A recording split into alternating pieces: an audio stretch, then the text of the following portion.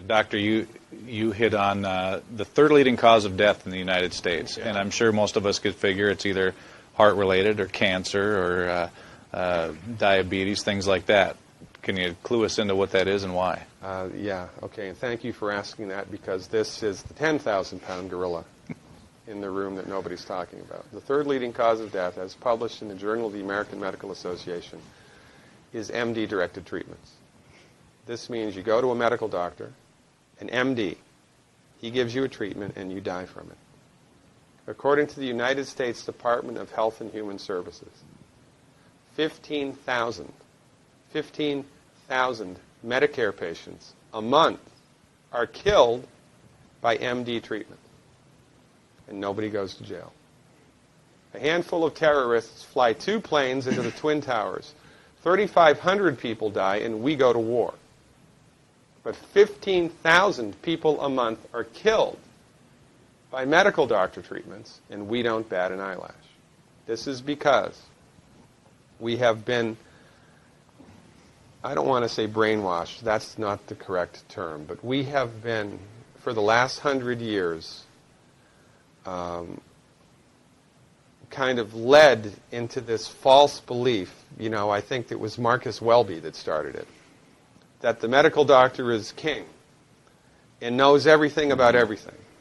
And really, you need to just shut up and follow your medical doctor's advice. Most people in the United States have no idea at all of the history of the evolution of medicine in the United States. In the early 1900s, it was a relatively level playing field between the chiropractors, the osteopaths, the homeopaths, and the MDs. In 1915, 1920, there was something called the Flexner Report. The Carnegie Corporation funded this man named Abraham Flexner. He went all around the country, and he went on stagecoach and train and horseback. This was before the interstate highway system, right? It took Flexner 5 years to do this. He went all around the country and did an inventory of all of the medical schools that prescribed drugs. He brought the list back to the Carnegies, who owned drug companies, and then the Carnegies and the Rockefellers gave millions of dollars of free money to the medical schools and hospitals in the United States that were prescribing drugs. That was the beginning of the end. After the Flexner Report, there was no more level playing field in the United States. And the MDs started a juggernaut that's taken off. Most people in the United States think that the predominant medicine here, MD-directed pharmaceutical medicine, we think that those guys are top dog because their therapeutics are better than the homeopaths or the naturopaths or the chiropractors. It's not. They're in the driver's seat because of political and financial coalitions that were built at the turn of the century that most people have no idea of at all. And it's a gigantic problem. And I mean, it's crazy, right? It's the third leading cause of death. And yet, when the government makes noise about messing with people's insurance, everybody freaks out. Mm-hmm. And that's a whole other thing to talk about, isn't it? Because what is medical insurance? When you buy medical insurance, what are you doing? You're betting that you're going to get so sick you will not be able to afford it. Mm-hmm. Right? Yeah. Right. And then, so you pay good money every month to gain access to a system of medicine that's the third leading cause of death in the United States. We need our heads examined, quite frankly.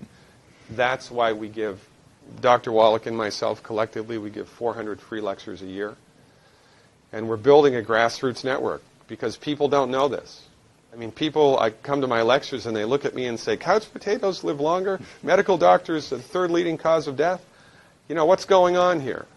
We're like the people, in Galileo's time saying, hey, everybody, it's the sun that's at the center of the solar system, not the Earth. Well, hey, everybody, the Earth is round, it's not flat. Or, hey, everybody, slavery's a bad thing. Right? This is we have a social agenda here. Why do we have a social agenda? Because people are suffering needlessly.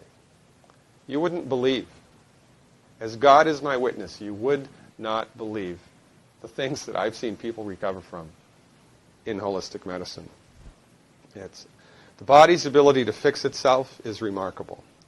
And most of the time, all that the body needs to do that is the raw materials that it needs to do that.